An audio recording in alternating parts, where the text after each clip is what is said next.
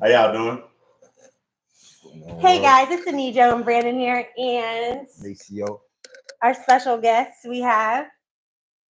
Today we're just going to introduce a couple of our friends, and they're going to tell you a little bit about their journeys to recovery. We have a little friend over here laughing. Let's show you.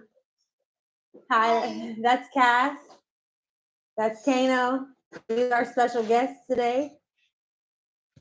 So we're going to start with Mace. Brandon, how you doing today? You doing good? Yeah, you're good today? Oh, yeah, it's a good Saturday. It is a We good got Saturday. our friends in the house. We do have our friends. So it's going to be a special day. It's going to be a special episode for y'all. They're going to tell their stories and how they came to addiction and started to get to the road to sobriety and recovery. So starting with that, Mace, where are you from? North Carolina, Wilmington, North Carolina, same city Michael Jordan from. But I bounced around from like different states, like never stayed with my mom as much. So bounced around, like moved around when I was little. But basically from North Carolina, a small beach town, in Wilmington, North Carolina. So started off, like 7 or 8, I used to watch my mom get beat or whatever, Well, I'm gonna just tell y'all how I was born, kind of, sort of. It's kind of crazy. Okay, so my grandma on my mother's side, she killed my daddy uncle, and then they met up, and then I was born. Like they was best friends, but it was like she stabbed my daddy uncle by mistake. My grandma on my mother's side, he bled to death.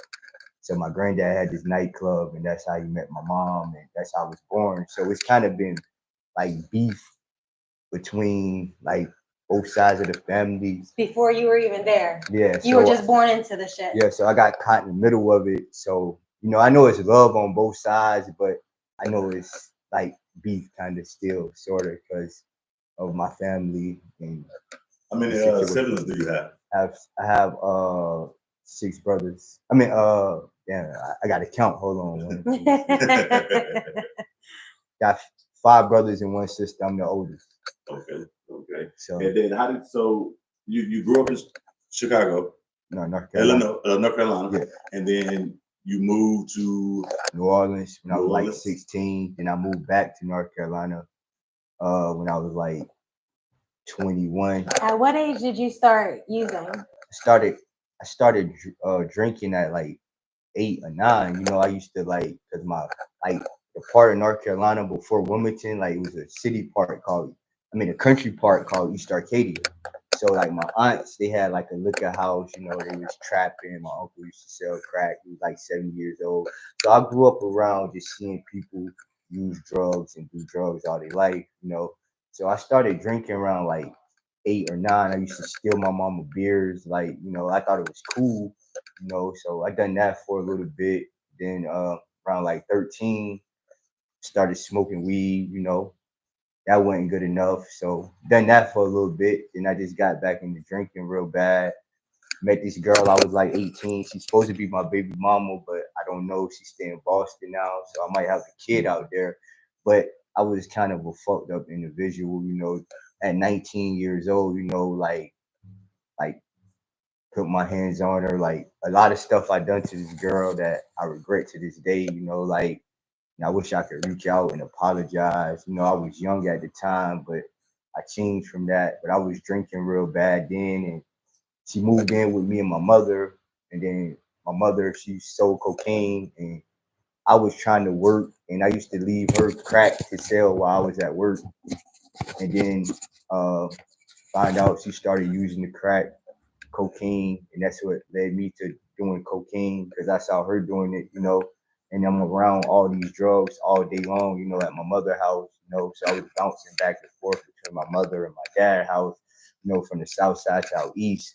But the south side was kind of beefing with out east, because like out east it's a lot of GDs, south side, Bloods, Pyrus, Billy, G-Shine, all that, et cetera, et cetera. But make a long story short, I was just bouncing from back and forth. But the good thing about this situation, like I graduated high school, but the thing what really made me want to change my life, like because like my little brothers, saw the things that I was doing, like growing up, like selling crack, you know, and stuff like that. And I kind of fucked up my family because they were looking up to me. So I'm here in Cali now, just trying to change my life to be a better person, you know. How did you get to Cali though? Like, tell us, what was your turnaround point? How did you end Shout up out right to here? Miguel, my homie Miguel. Shout out Miguel from Houston. He had turned. I was working at the hospital in Greensboro. He was telling me about the place in Cali. You know what I'm saying? So I flew out here, ended up in South Central, off Main Street, off 65th. Hold on, my vape fell, y'all. This is important. I gotta pick it up. Okay. So how long was you? How long did you start? How long was you using cocaine? I started using cocaine for a long time, bro. Like my mama was selling it to me, and I was going half of her own patch, you know. Then my brother was selling it to me, you know. So I started doing that, and in the mix before fentanyl, I was selling heroin or whatever, you know. But it was like, So you were selling to use yeah, type shit. Yeah, I feel support like we my all habits. been there. We all been doing that.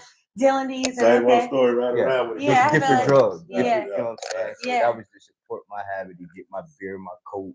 And then I started doing that. And then like I got introduced to dippers, juice, you know what I'm saying? Wet. We call it PCP. you know what I'm saying? Love boat, Dun, sherm. dun, dun. So I got introduced to that when I was like 25, and I used to just smoke that all the time, you know, and I lost like I could count like all my friends like is dead off of this drug, you know. So R.I.P. that wasn't kind of like I still didn't wake up, you know, and then I just kept catching charges, you know, I almost tried to kill myself over this girl, you know, like about to jump in the river. One night I'm leaning off the edge of a river after I smoked a dip, you know what I'm saying, and just like the river bank is right here, so I'm just leaning off the edge, like, God, what should I do now? And out of the blue, a crackhead told me I blew his high because he was getting high by the river, and he called 911. So that's the first time I went in treatment, but I didn't take it serious, you know. So I got out, you know, working, you know what I'm saying, a functional addict, you know.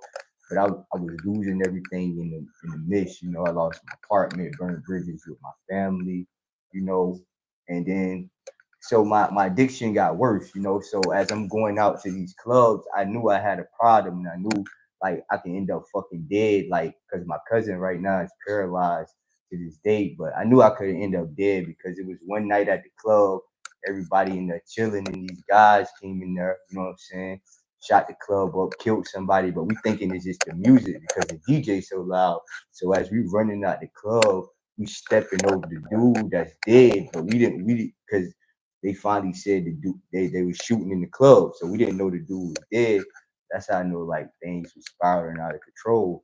And then like it just got worse. Like you know, I cheated on my girl. You know, I was working at the hospital. I was cheating on her, snorting cocaine with another girl that was working there. So I lost my house, my home, you know what I'm saying, my future wife. But I'm kind of building that back thanks to God. But I know it's prayers that got me here. My grandmother. What advice can you give people that were in the same position as you? What advice can you give them to get them here where you're at right now? What advice can you give to our listeners? Man, just pray, have faith, man, and drugs and alcohol, man, is a fucking destruction. And like, you know, it's always a better day, you know, even though it might seem fucked up because I've been in the worst places of my life, you know, like sleeping on my mama's table because all my cousins in the beds and shit, and I had to sleep on the fucking table, but I never gave up faith, and I always kept going. Like I never gave up. So I'm inspiring my cousins and them and everybody in the same situation. Look at me, I was a fucking PCP junkie. You know what I'm saying? Like coming out of that with a different mindset, and then when I came to Cali, it just expanded my horizons. Now I'm here, you know, in a better place, good energy, good frequency, you know, and just like Hell yeah. Just being around positive people, you know, it's hope. You know, it just help if people won't help. We can get people help. How many days do you have clean? To be honest, bro, like right now I'm working on like 6 days. You know. Guess what? We started this one. Yeah, 10 days clean. You know, so guess what? We start somewhere. Yeah, you gotta start somewhere. Yeah. Yeah. So I just made up my mind this time. I'm tired of like I see all my cousins and them doing good, you know, like going to college and doing positive shit. My homies and stuff owning restaurants. So I just made up my mind, like, it's either you going to jail, you're gonna die, you're gonna be a junkie, or you can get your shit together. So right Get now, your shit in together. the Get it middle of my together. life, I'm Get in the it middle. I together. can go all the way up or all the way down. And we're on the way up. Yeah. We on the way up. We Well, all, thanks, we Mace. all gotta choose a road. Yeah. Thank you, And you Mace. chose the right one. So next we're gonna invite Cass over here to talk a little, and we're gonna do another whole episode with Mace one of these Yeah. days, guys. So we have a little longer to chat with him. Yeah, it's Alright. just a, But if you want to pass that mic real quick, it's just a touch and go for everybody to get to know. yeah, we're just people inviting our friends. Hey, Come be on the show. Anie JO and friends. Come be on the show. We all doing better, living better, feeling better, Smelling better. smelling better. Yes. Hi, friends. This is my friend, y'all. Like my real Hi, I'm friend. Cass. This has been my friend for 7 years. So let's hear Cassidy's story. Cass, where are you from? I'm from Pennsylvania. Yeah, born and raised. Yep. Okay, and do you want to talk to us about your childhood? How you got into your addiction Growing up, and my what you parents. were addicted to, things like that. Okay, growing up, my parents were both addicts. They were crackheads. They shot heroin. We lived in the projects.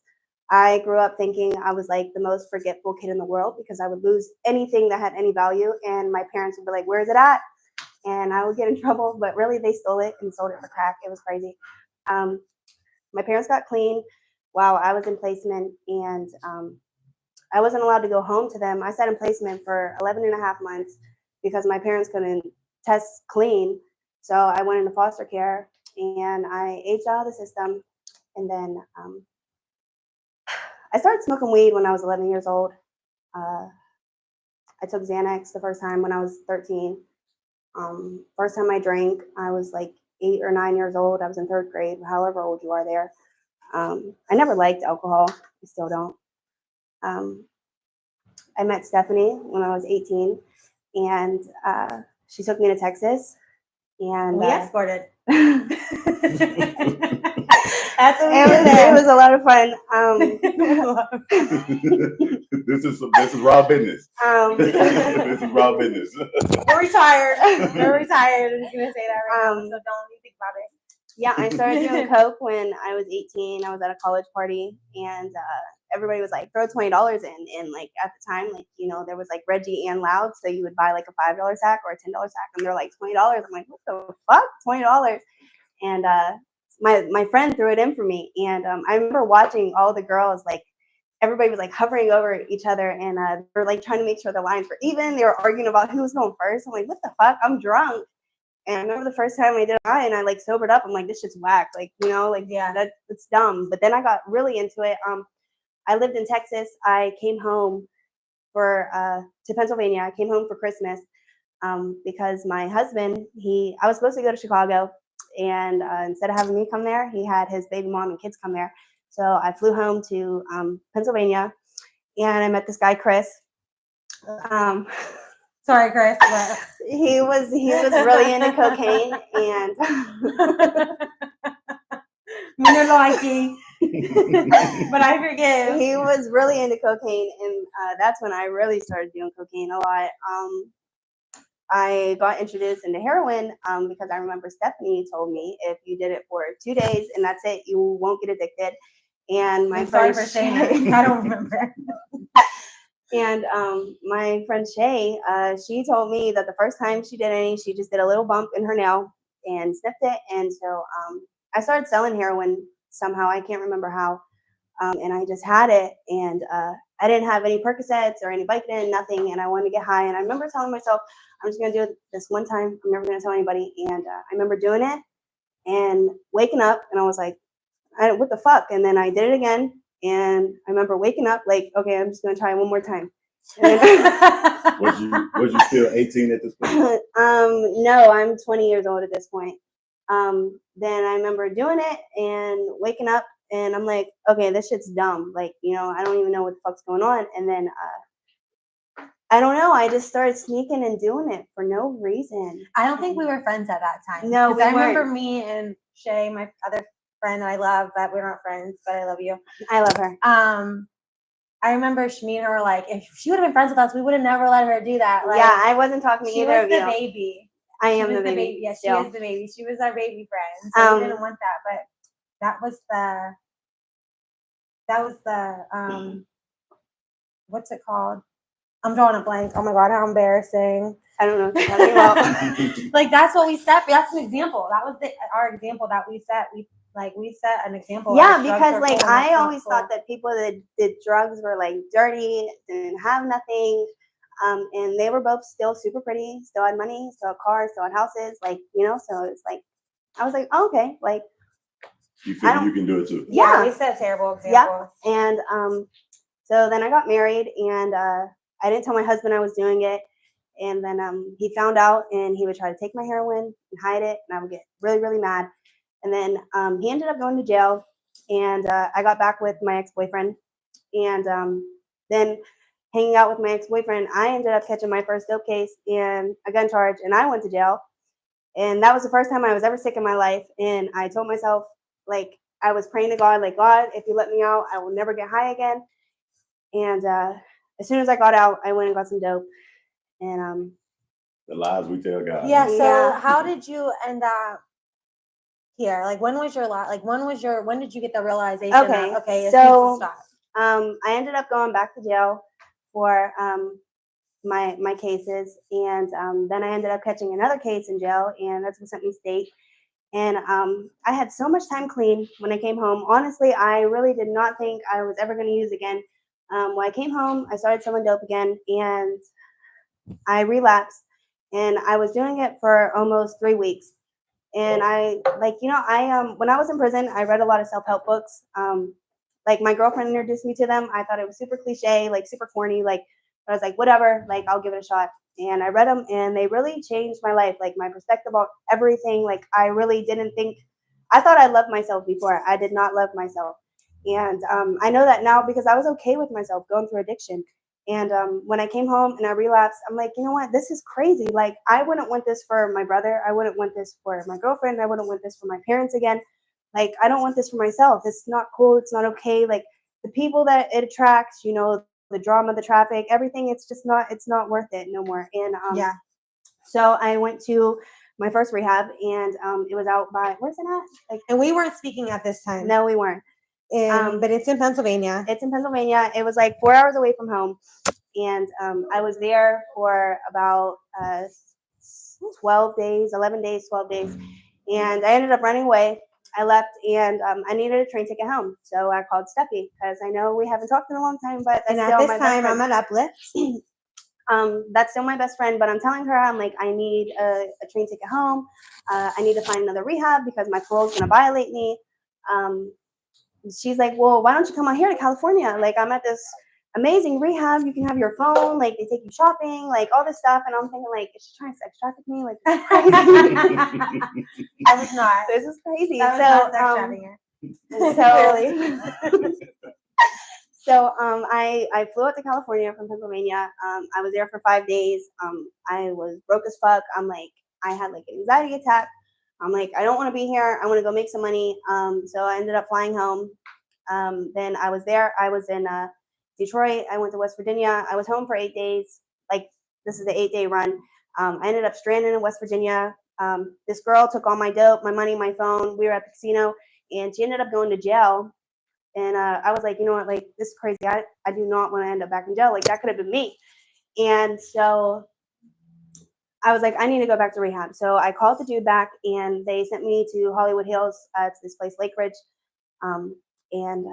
Yeah, now I'm here. No, she's here. How many days do you have today, Cass? 26. 26 26 days. days. Yes, I know that's right. Congratulations. Thank you. Cass, thank you for sharing. That was Before awesome. you go, what advice would you give to our listeners the way that if they are in addiction, how to check themselves into a rehab or have the courage to check themselves into rehab to get their life better? Truly, I would say you definitely deserve better. Like, whether you think you don't deserve it, because like I used to think like I was a piece of shit, like I was an embarrassment to my family. I wasn't worth it, like I was just always going to be a junkie, really, putting yourself into a rehab, that is like the biggest sign of loving yourself. And like you can't do yourself more of a favor than ever getting clean. Thanks, Thanks Cass. for having me. Thanks, you. Cass. Will you pass the mic to Kano, please? Okay, we have one more guest.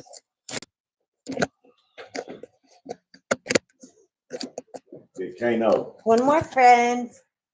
how you doing today? I'm Kano, good, what I'm up, blessed. Kano? What's up? This is Kano. This is a guy that I decided to when I got here to the sober living that we're in, I decided to latch on to him and take him under my wing and try to show him like that we can continue as black men and as man alone, just period, and do better things. And I just wanted to get his story personally for me and my benefits of what he's becoming, how he's progressing throughout life, being sober instead of on drugs. And I just wanted to tell you the story. Thanks, Kano. Appreciate it. So tell us. Tell My us name about is, your beginning. my name is Kano. I'm from Oklahoma City, Oklahoma, north side to be exact. But like my story started at like 7 years old. I was the youngest one. I had 5 siblings. I was the youngest one, so I used to always get picked on and bullied. But like my mama, she was never home, so like they used to always pick on and bully me and shit. So like, yeah, eventually we went in a DHS custody, stayed with a foster parent for like 2 months. And then my dad, he was rapping at the time. He used to rap with Too Short and shit. He was out here in Cali doing his music thing. But he found out his kids was in the foster care, so he came back to the city, got custody of us. So I basically grew up with my pops. And my What you have pops, to say? That's a stand-up guy, right? yeah, he is for sure. My pops, very militant, strict, like, Thank you, Pops. you know, he disciplined us. He like showed us the way.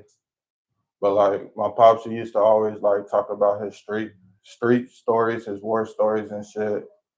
So like I always wanted to be like my pops growing up. He was a blood from Eastside Piru gang. Got shot a couple of times, you know. But yeah, I just always wanted to be like my pops. So I'm in school. All throughout school, I was an honor roll student, grade A. Like I was smart as hell. Like I was number 3 in my class, type shit. And then I was like 16 years old. Yeah, 16 years old. I got kicked off the basketball team, so like I started smoking weed and shit. And then my pops, he was kind of like abusive. Like he used to punch us in the chest or slap us in the back of our head if we did some stupid shit. So eventually I ran away and went to go stay back with my mom's. When I stayed with my mom's, I was smoking weed, started selling weed. She was cool with this. She was like, "That's how I know you my son, because you smoke weed." So she used to call me Smokey from Friday and shit. Um, I started off with weed, and then when I was 18, I tried an X pill because I was working at McDonald's at the time, and the plug girlfriend worked at McDonald's, and we was talking. She was like, "Yeah, we was just talking. We was just chopping it up on some shit." She like my boyfriend, the plug, and I got in with him type shit, and he told me about X pills. He was like, "I got my bitch pregnant off X pills. We was fucking for 5 hours." So I'm like, Had to okay. get one. Huh? You hear me? I had to get one, so I had a little bride Yeah, come well, over the sneakers, house. what's that? That was Tyler, the man Tyler right Hey, there. Tyler. Yeah. Had a little broad come over the crib, you know, called up the plug, got some X pills. I ended up liking them, you know. It was crazy. I liked it. And then I transformed to Xanax. So I started doing Xanax. I was blacking out, end up in jail, like wake up in jail, like what the fuck I do for a boosting stores and You know, I possession. can relate. Yeah, I can so definitely relate. that type shit went on. And then I was 20. I turned 20 years old. Me and my brother and a homie, we was going to a little Durk concert. And I'm still at Xanax on the time. And my brother, he busted out this little blue pill, Percocet 30s. At this time, we didn't know it had fentanyl in them. I'm chilling in the car. He like, try this. I'm like, nah, because I got my own shit. Like, stop being a little bitch. Right. So I'm like, fuck it. Same real as how they try to get you. Yeah. I did that shit. I liked it, you know. We in the concert, we turned, we lit, all that good shit. He get on stage with Lil Durk and some more shit. So yeah, after that, it's like I'm doing them once every Friday. And then I slowly start doing them bitches every day, every day. I'm like, why the fuck am I so addicted to these? Like, I used to pop them. And then the homie, he introduced smoking them on the foil with me. And that's when my life turned upside down. Like, Became unmanageable. yeah, I started taking money out the bank that I had saved up and shit, just buying pills, you know, just staying in the trap and shit because let me rewind a little bit.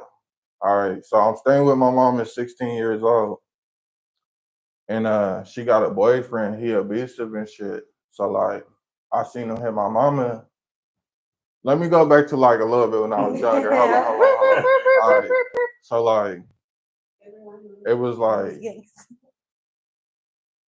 I was like in 6th grade. Yeah, she was still with the same nigga. Like, he used to hit and beat on her, and I'm too little to do anything. So like, I always had that in the back of my mind. Like, if you ever touch my mama again when I get older, it's a wrap.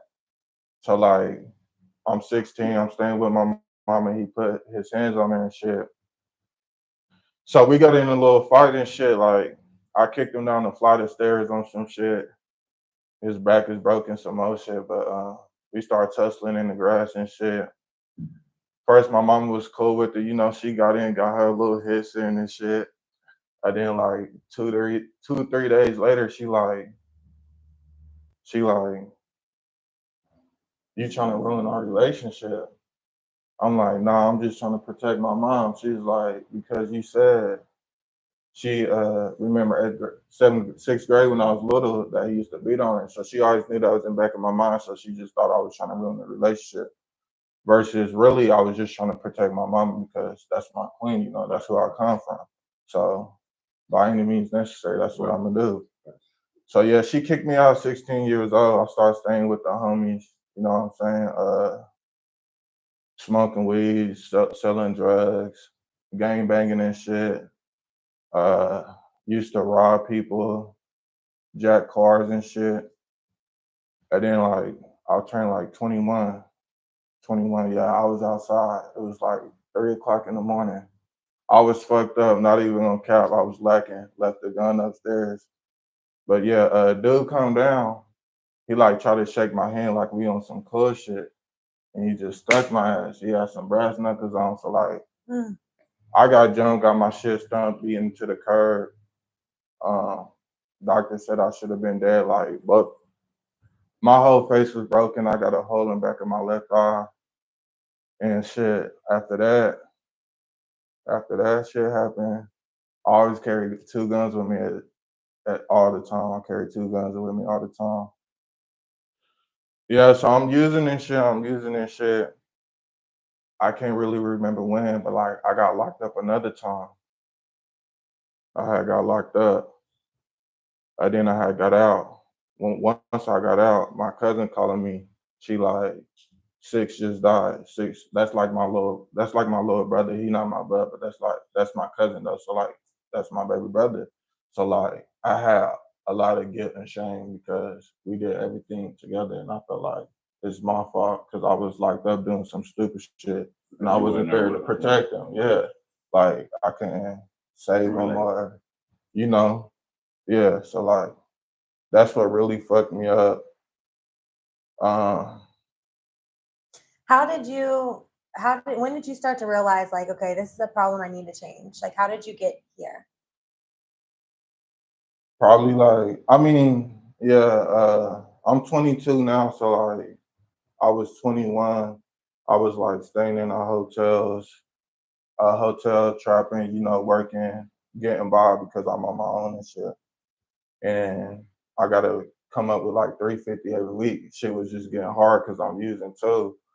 I'm selling, but I'm doing that so I can get my high, my fix, my shit. So, you know what I'm saying? So we all right here. It's so crazy because we didn't know this about each other about 30 minutes ago. Okay.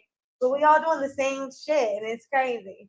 So It the is money what it is. wasn't going to the right use, you know what I'm saying? Like, so eventually my grandpa called me, you know, I told him what's up. I like, yeah, I'm using. He's like, do you want to go to rehab out in Cali? I'm like, yeah, for sure. So I'm like, there's gonna be bitches out there. 'Cause, you know, that's how I'm just thinking and shit. So like, you know, I came out here November 7th, you know, went to detox, but I only did 15 days because I don't know. I can't just be sitting down in the house. Like, I gotta be out and moving. Like, I'm not no house nigga. Let's just put it like that. You hear me? Active and attractive. Yeah, type shit. So did detox 15 days, and I left there, go to sober living, you know. I got like 6 months off fentanyl. I'm paid 30. Okay. Yeah. Okay, I know Like 30 that's right. days off weed, but yeah, I did that, you know. And now I'm just like motivated. I'm trying to go back to school and shit. Trying to go back to psychology and business because I want my own business. Like I was a grade A student, so I always had a good head on my shoulders. I was just influenced by the wrong people, Yeah, it followed the happens. wrong path.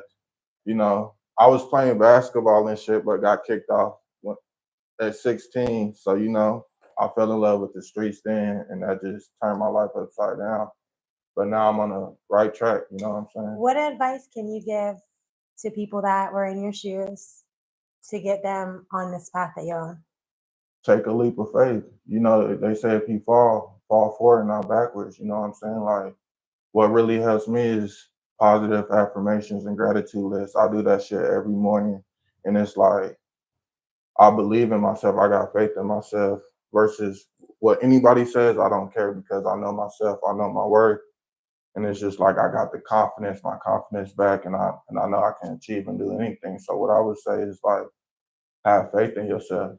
Same way people worship and praise that Bible, you should worship and praise yourself. That's how I feel. Thank you.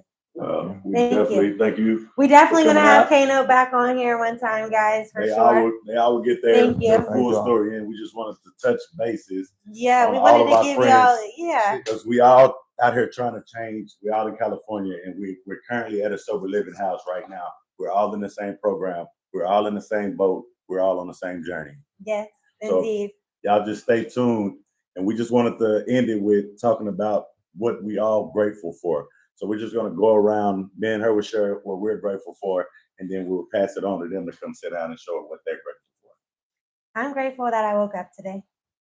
I'm just grateful that I'm breathing there. I'm breathing. I'm grateful that we're touching, checking, and changing. So we continue to do that. I feel like that we're gonna be great. Let's turn the camera a little bit. What are you grateful for, Cass? Hi. I'm grateful for my friend Steffi for her bringing me out here, and I'm grateful for my girlfriend helping me realize that I am special and I'm definitely worth it. Yes. What are you grateful for, Mace? I'm grateful for, you know, like my families, you know, my just being sober, you know, and just a guy blessing me with an opportunity, a second chance at life, and with a clear mind, without the drugs and alcohol, and around all these good people. It's like God put people in your life for a reason, you know. But that's it. Made me want to shed a tear, but it's first time doing this. But thank It's not y'all the for last. allowing me to join y'all podcast. Yes, Kano. Shit, I'm like you said, like bro said, I'm grateful for the opportunity to be able to change my life. I'm grateful for Stephanie, Brendan, Cash, Maceo. Like God put people in your life for a reason. Like ever since I've been on my journey sober, like I touched so many people, like my family back home. Like I'm inspiration to them. Like my brother's sober off the pills now. He not doing it because he see me doing it, so he have faith in himself. So I'm just grateful for the opportunity. I'm grateful for all these people, and I'm just grateful that I trust and believe in myself most of all. Hell yeah. Thanks, guys. Okay, TCFU gang. We did it again. Another episode down. Back at it again. We're grateful. Y'all just stay tuned. We love you. We have so many more people coming on, so many more stories to tell, so many more lives to tell. We will see y'all next week. Peace out.